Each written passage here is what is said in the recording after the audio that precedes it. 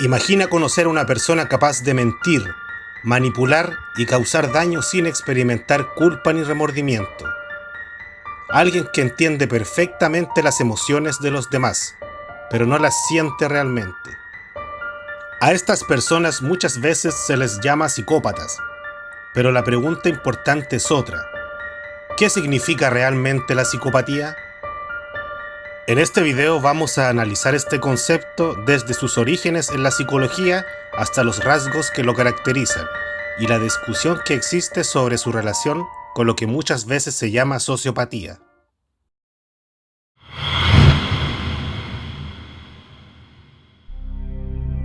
Cuando hoy escuchamos la palabra psicopatía, solemos imaginar de inmediato a un asesino, a un manipulador extremo o a un villano del cine. Sin embargo, el origen del concepto no comenzó de esa manera tan simple ni tan espectacular. La idea de que podían existir personas con una mente aparentemente normal, pero con una profunda alteración moral o afectiva, empezó a tomar forma hace bastante tiempo, mucho antes de que la psicología moderna estuviera completamente desarrollada. Durante el siglo XIX, algunos médicos comenzaron a observar que había individuos que no parecían delirantes, ni intelectualmente incapaces, pero que actuaban de una manera cruel, irresponsable o emocionalmente extraña. Uno de los primeros en desarrollar una idea cercana fue el médico francés Philippe Pinel, quien habló de una especie de locura sin delirio. Con eso intentaba describir a personas que no parecían enfermas en el sentido clásico, pero que mostraban una conducta profundamente alterada. Más adelante, el psiquiatra inglés James Cowles Pritchard utilizó el concepto de locura moral, sugiriendo que podían existir trastornos donde lo afectado no era la razón, sino la vida emocional y moral del individuo. Con el paso del tiempo, estas ideas fueron tomando otras formas, pero el punto central seguía siendo el mismo. Había sujetos que entendían el mundo, podían conversar con normalidad, incluso resultar encantadores, pero al mismo tiempo parecían incapaces de establecer un vínculo moral real con los demás. Esa observación fue clave, porque mostró que no toda alteración mental se expresaba mediante delirios o pérdida del juicio. Algunas podían aparecer en personas aparentemente funcionales. Ya en el siglo XX, uno de los nombres más importantes en este tema fue Harvey Cleckley, psiquiatra estadounidense que publicó una obra fundamental llamada La Máscara de Cordura. Cleckley describió a personas que por fuera podían parecer normales, inteligentes, incluso carismáticos, pero que por dentro mostraban una profunda incapacidad para sentir culpa, amor genuino o responsabilidad emocional. La idea de la máscara de cordura fue importante porque ayudó a entender que la psicopatía no siempre se presenta de forma escandalosa o evidente. A veces se oculta detrás de una apariencia completamente adaptada. Más adelante, otro autor central fue Robert Hare, psicólogo canadiense que dedicó gran parte de su trabajo al estudio de la psicopatía en contextos criminales y clínicos. Hare desarrolló herramientas de evaluación muy influyentes y ayudó a organizar el concepto de una manera más sistemática, lo cual explicó ampliamente en su libro Sin Conciencia, donde describe los rasgos característicos de las personas con este tipo de personalidad. Gracias a sus investigaciones, la psicopatía comenzó a estudiarse no solo como una intuición moral o una etiqueta social, sino como un conjunto relativamente estable de rasgos de personalidad y comportamiento. Lo importante de todo este recorrido es entender que la psicopatía no nació simplemente como una palabra para insultar a alguien cruel. Surgió de una larga observación clínica sobre personas que parecían normales en muchos aspectos, pero que mostraban una desconexión llamativa con la empatía, la culpa y la responsabilidad hacia otros. En otras palabras, la historia del concepto nos recuerda que la psicopatía no se reduce a la violencia visible. A veces se expresa, sobre todo, en una forma muy particular de estar en el mundo y de relacionarse con los demás.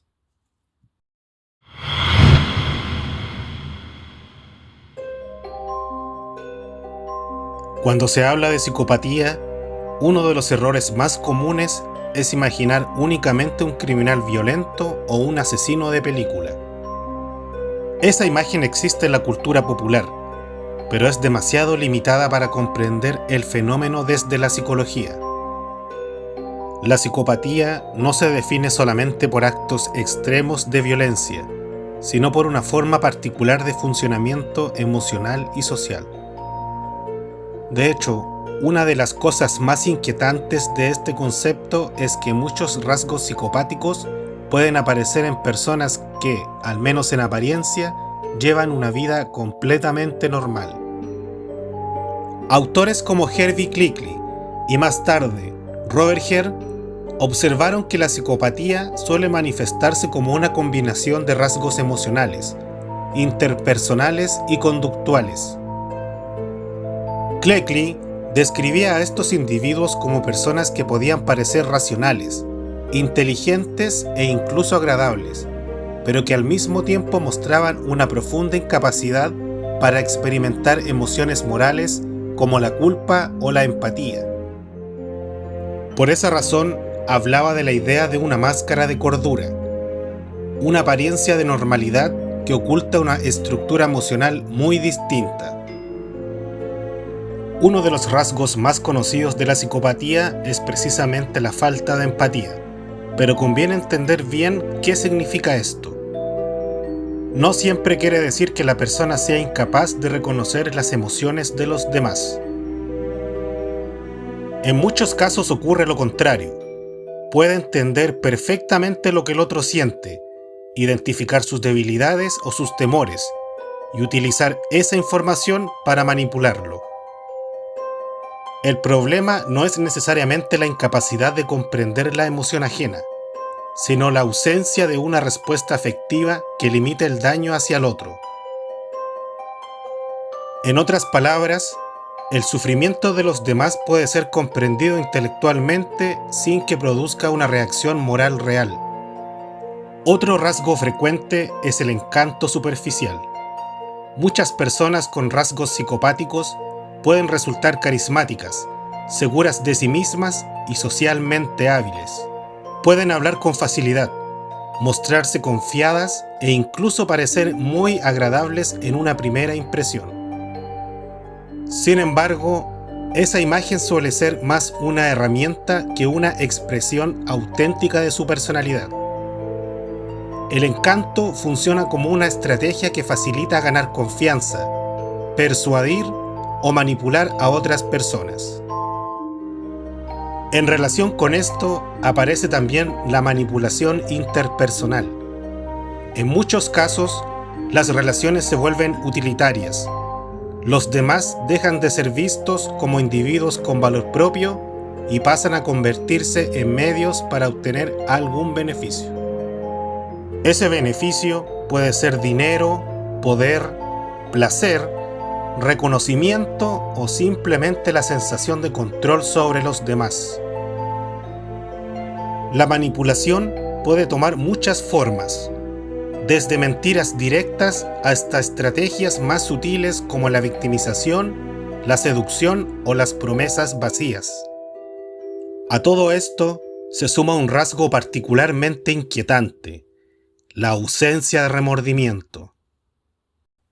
Muchas personas pueden cometer errores graves o incluso dañar a otros, pero posteriormente experimentar culpa, vergüenza o la necesidad de reparar el daño causado.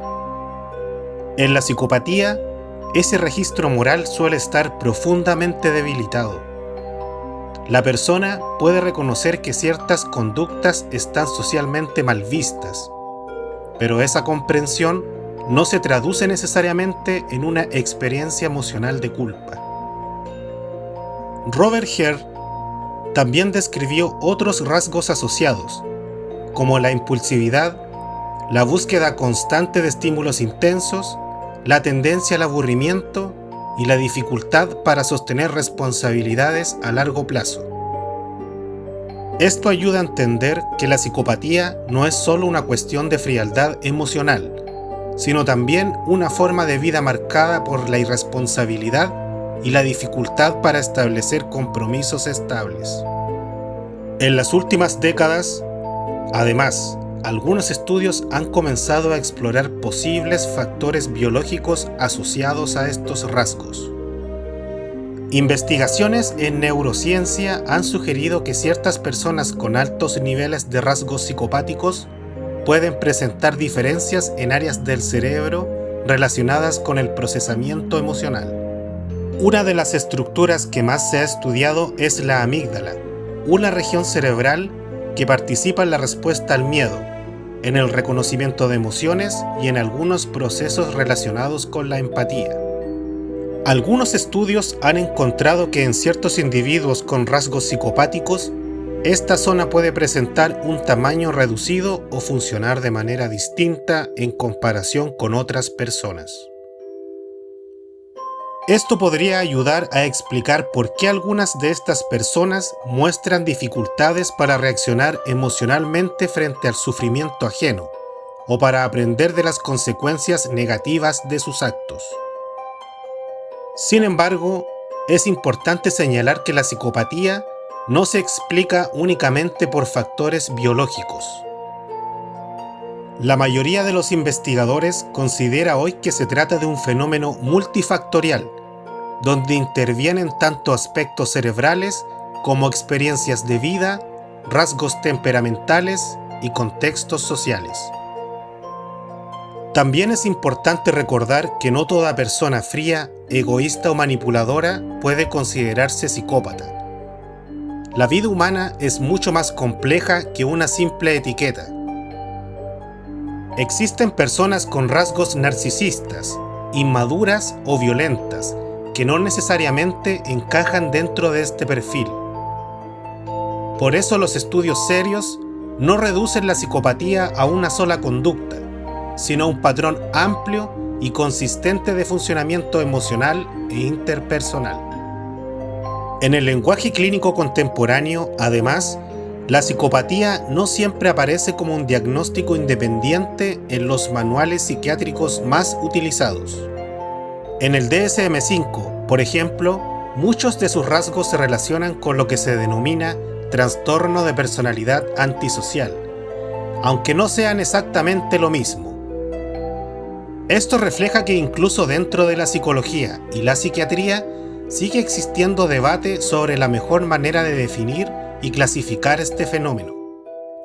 En el fondo, lo que vuelve tan inquietante a la psicopatía no es únicamente la agresión o la mentira, sino algo más profundo: la posibilidad de encontrarse con una persona que comprende las reglas del mundo social, pero que no está verdaderamente conectado con el valor humano del otro.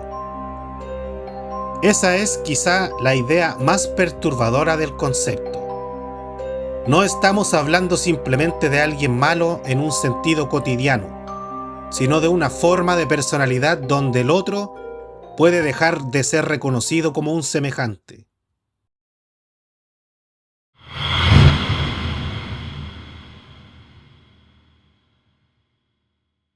En el lenguaje cotidiano, mucha gente usa las palabras psicópata y sociópata, como si fueran exactamente lo mismo, pero la situación es un poco más compleja. Lo primero que hay que decir es que, en la práctica clínica formal, la palabra sociopatía no tiene el mismo peso técnico que ha tenido la palabra psicopatía en autores como Cleckley o Hare. Aún así, sigue usándose mucho en divulgación, en medios de comunicación y en conversaciones sobre conducta antisocial. Generalmente, cuando se intenta diferenciarlas, se dice que la psicopatía tendría un componente más estable, más profundo y ligado a ciertos rasgos de personalidad, mientras que la sociopatía se usa para describir comportamientos parecidos, pero más relacionados con el entorno, la historia social o experiencias de vida marcadas por violencia, abandono o desorganización extrema.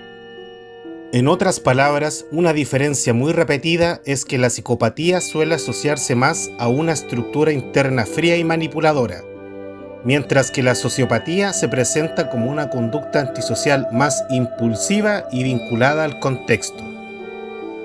Sin embargo, aquí hay que ser cuidadosos. Esta diferencia no se menciona mucho, pero no siempre aparece con el mismo nivel de precisión en la literatura clínica. Por eso, conviene no repetirla como si fuera una verdad absoluta. Más que dos categorías perfectamente separadas, muchas veces funcionan como formas distintas de hablar sobre comportamientos similares, con énfasis distintos. Lo que sí puede decirse con cierta claridad es que la figura clásica del psicópata, tal como la describieron Cleckley y Hare, suele mostrar más control, más cálculo, más frialdad afectiva y una mejor capacidad para simular normalidad. Por ejemplo, una persona con rasgos psicopáticos puede planificar, mentir con calma, sostener una apariencia convincente y usar a otros sin alterarse demasiado. En cambio, la imagen asociada a la sociopatía suele ser más desorganizada, más explosiva y menos calculadora. Es decir, mientras la psicopatía suele imaginarse como una frialdad ordenada, la sociopatía se asocia más a una transgresión impulsiva. Pero insisto, esta diferencia sirve como orientación general, no como ley absoluta. Lo interesante de esta comparación no es solo clasificar mejor, sino entender algo más profundo sobre la conducta humana.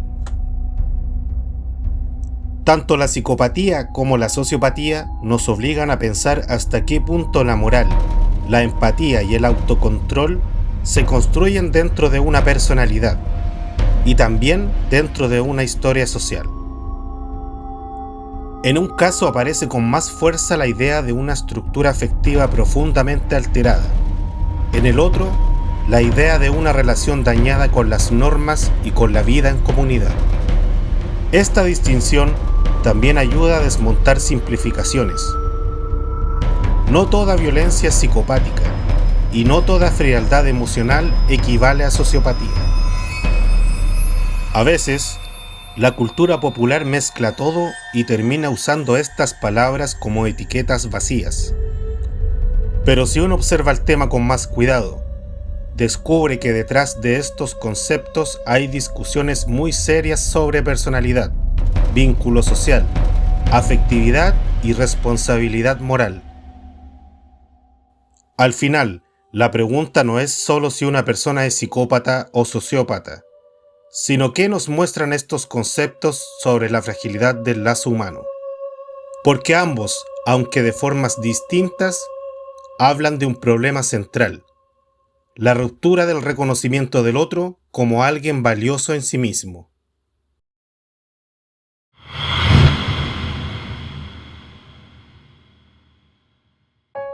Hablar de psicopatía no debería servir para alimentar morbo ni para transformar a ciertas personas en monstruos de películas.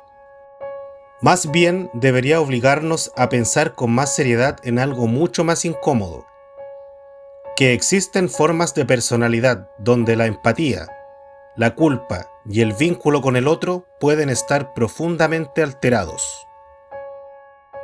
Desde sus primeros antecedentes en la medicina del siglo XIX, pasando por las descripciones de Cleckley y los estudios de Hare, la psicopatía ha sido una manera de intentar comprender a sujetos que, sin perder contacto con la realidad, parecen habitar el mundo desde una frialdad moral perturbadora. Y quizá lo más inquietante no sea su rareza, sino que su estudio nos obliga a preguntarnos hasta qué punto la humanidad de una persona depende no solo de su inteligencia o de su conducta visible, sino de su capacidad real para reconocer al otro como un semejante.